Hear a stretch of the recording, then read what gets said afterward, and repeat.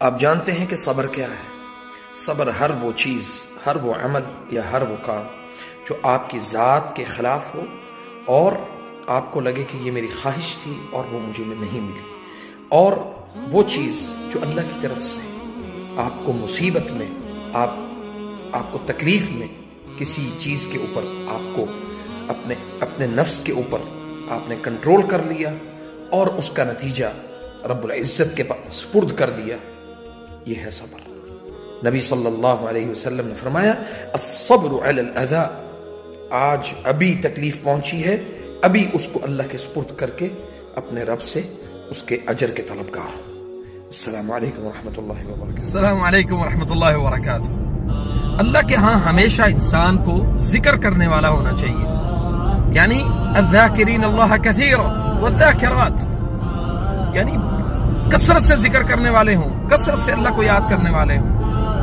ہمیشہ اٹھتے بیٹھتے جب آپ کو یاد آئے سبحان اللہ والحمد للہ ولا الہ الا اللہ واللہ اکبر، اور اسی طرح لا حول ولا قوت الا باللہ، چھوٹے چھوٹے اذکار آپ کی زندگی کو بدل کے رکھ دیں گے۔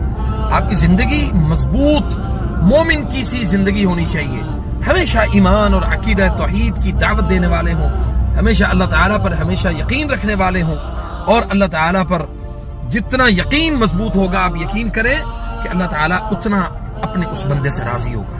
السلام علیکم ورحمۃ اللہ وبرکاتہ۔ السلام علیکم ورحمۃ اللہ وبرکاتہ۔ اللہ تعالیٰ قرآن کریم میں ارشاد فرماتے ہیں وَتُعِزُّ مَن تَشَاءُ وَتُذِلُّ مَن تَشَاءُ بِيَدِكَ الْخَيْرُ، عزت اللہ کے ہاتھ میں ہے اور ذلت اللہ کے ہاتھ میں ہے، اور بِيَدِكَ الْخَيْرُ، جو خیر ہے وہ بھی اللہ کے ہاتھ میں ہے، إِنَّكَ عَلَى كُلِّ شَيْءٍ قَدِيرٌ۔ اس بات کو سمجھنے کے بعد، اس آیت کو سمجھنے کے بعد کوئی انسان کسی کی عزت کے پیچھے مت پڑے، کسی کی عزت کو تار تار مت کرے، اور وہ جان لے کہ جو کسی کی عزت کو برباد کرنے کے لیے لگا ہوگا اللہ تعالیٰ اس کی عزت کو برباد کر دے گا۔ اگر وہ کسی کی ذلت کے لیے اسباب پیدا کرے گا تو اللہ اس کی ذلت کے اسباب پیدا کرے گا۔ اس بات کو سمجھ لیں، اپنی زندگی سے، اپنے معاملات سے کام رکھیں، کسی کی زندگی میں دخل مت دیں۔